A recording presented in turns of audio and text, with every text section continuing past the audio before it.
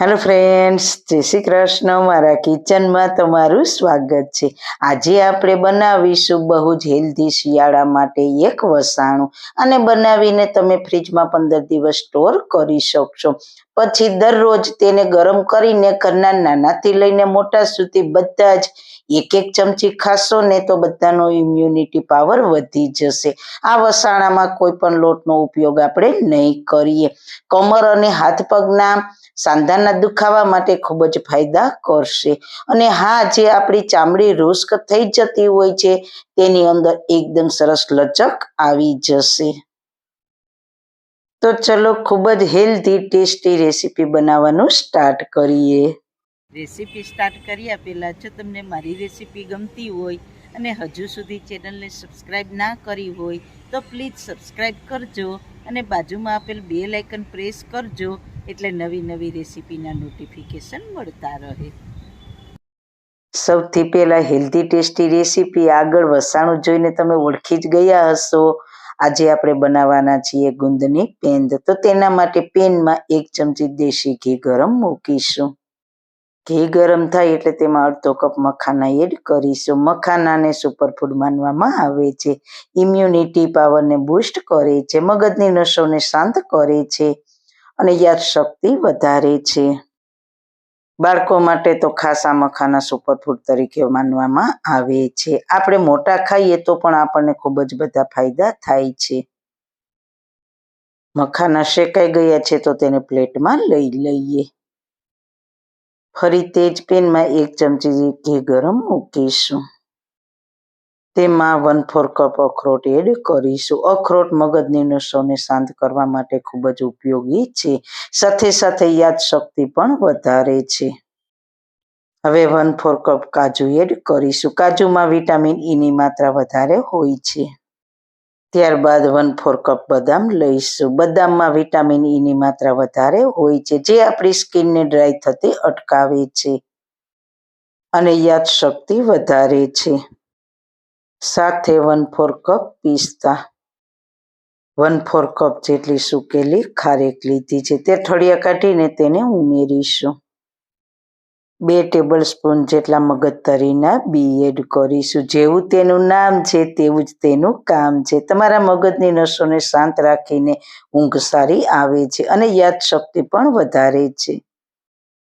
આ બધા જ ડ્રાયફ્રૂટને સ્લો ફ્લેમ પર શેકી લઈએ. આને વધારે નથી શેકવાના, ફક્ત 2 મિનિટ જેવું શેકીશું.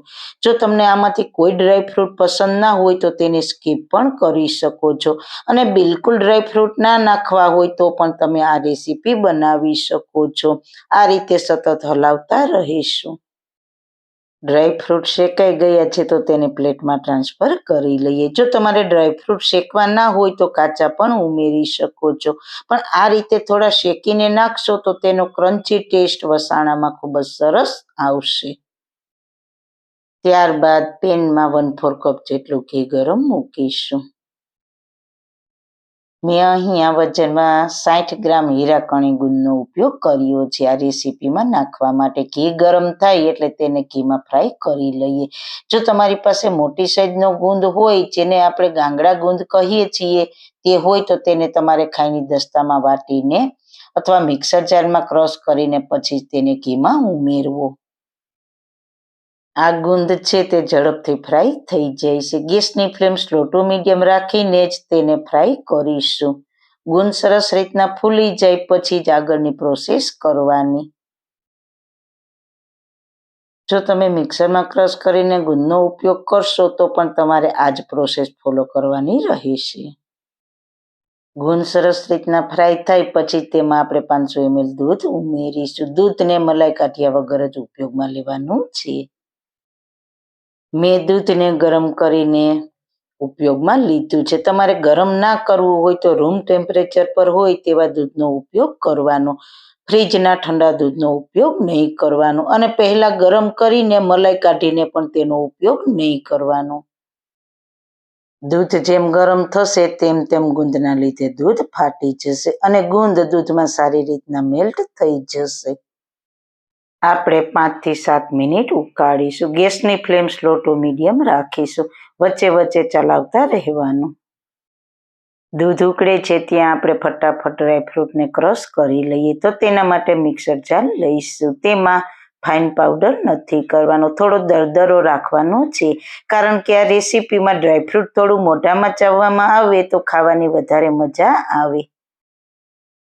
બસ આવો દરદરો રાખવાનો છે. હવે દૂધ અને ગુંદ ઉકળે છે તેને જોઈ લઈએ. તો ગુંદ સરસ રીતના મેલ્ટ થઈને દૂધમાં સારી રીતના મિક્સ થઈ ગયો છે. તેની ક્વોન્ટિટી પણ ઓછી થઈ ગઈ છે. તો હવે આપણે ડ્રાયફ્રૂટ ક્રશ કર્યા છે તે ઉમેરી દઈએ ને સારી રીતના મિક્સ કરી લઈએ, જેથી કરીને ડ્રાયફ્રૂટના કોઈ લમ્સ ના રહે. અને ત્યારબાદ તેમાં બાકીની સામગ્રી એડ કરીશું. તો બજારમાં આ રીતે સૂકું ટોપરું મળે છે. જે આ રીતનું હોય તો તેનું છીણ કરીને તે ટોપરાનો જ ઉપયોગ અહીંયા કરવાનો છે. 1 કપ જેટલું છીણ કરીને એડ કરીશું. અહીં આપણે બજારમાં કોકોનટ પાવડર તૈયાર મળે તેનો ઉપયોગ નથી કરવાનો. જો સ્વાસ્થ્ય માટે ફાયદાકારક વસ્તુ આપણે બનાવીએ ને તો તેમાં કોપરાની કાચલીનો જ ઉપયોગ કરવાનો, અને તેમાંથી જ આપણને ભરપૂર માત્રામાં ન્યુટ્રિશન મળે છે. આ સમયે આપણે ગેસની ફ્લેમ બિલકુલ ધીમી રાખવાની છે. ગળપણ માટે 1/4 કપ જેટલો ગોળ ઉમેર્યો છે. તમે તમારા ગળપણના ટેસ્ટ પ્રમાણે ગોળ પ્લસ માઇનસ કરી શકો છો, અને ગોળની જગ્યાએ ખાંડ કે સાકરનો ઉપયોગ કરવો હોય તો તે પણ કરી શકો છો. હું અહીંયા એકદમ હેલ્ધી બનાવી રહી છું એટલે ગોળનો ઉપયોગ કર્યો છે. 1 ટેબલ સ્પૂન ખસખસ. ખસખસથી ઊંઘ સરસ આવે છે. 1 ટેબલ સ્પૂન સૂંઠ પાવડર એડ કરીશું. શિયાળાના વસાણામાં સૂંઠ ખૂબ જ ફાયદાકારક છે, એટલે સૂંઠ તો વસાણામાં ઉમેરવી જ. જો તમારી પાસે ગંઠોડા હોય તો 1 ચમચી ગંઠોડા પાવડર પણ ઉમેરી શકાય. અડધી ચમચી ઇલાયચી પાવડર ઉમેરીશું. ઇલાયચીથી પણ સરસ ઊંઘ આવશે. જો તમને ક્યારેક ઊંઘ ના આવે તો રાત્રે 2 ઇલાયચી ચાવીને ઉપર પાણી પીને સૂઈ જશો તો એકદમ સારી ઊંઘ આવશે. છેલ્લે જાયફળને આ રીતે છીણીને ઉમેરીશું. ફક્ત 1/4 જાયફળનો ઉપયોગ કરવાનો છે. બધા મસાલા સ્વાદ અને સ્વાસ્થ્ય માટે ખૂબ જ સારા છે, અને આ રીતે લાસ્ટમાં જ ઉમેરવા એટલે તેની ફ્લેવર સરસ જળવાઈ રહે. સારી રીતના મિક્સ કરીશું અને ગેસની ફ્લેમ બિલકુલ ધીમી જ રાખીશું.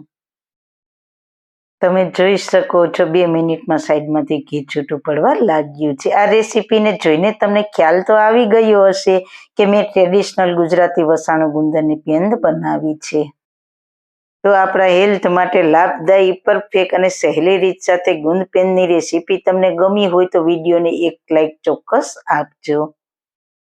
જ્યારે તમે વિડીયોને લાઈક આપશો ને ત્યારે દર વખતે તમારા માટે ટ્રેડિશનલ પરફેક્ટ રેસીપી લાવવાનો અમારો પ્રોત્સાહન ઘણો વધતો હોય છે. આ વિડીયોને તમારા ફ્રેન્ડ્સ અને ફેમિલીમાં શેર કરજો. આવા બીજા નવા જ વિડીયો જોવા માટે મારી ચેનલને સબસ્ક્રાઇબ કરીને બાજુમાં આપેલ બેલ આઇકન પ્રેસ કરીને ઓલ નોટિફિકેશન પ્રેસ કરજો. ફરી મળીશું નવી રેસીપી સાથે. જય શ્રી કૃષ્ણ. જો તમારા વાળ ખરે છે, નાની ઉંમરમાં સફેદ છે, વાળનો ગ્રોથ નથી થતો, વાળમાં ખોડો છે, તો આ તમામ પ્રશ્નોના સોલ્યુશન છે આ હેર ઓઇલમાં. તો અનેક પ્રકારની ઔષધિ ગુણોથી ભરપૂર આ હેર ઓઇલના ઓર્ડર અમે લઈએ છીએ. તો તેના કોન્ટેક્ટ નંબર નીચે આપેલા છે.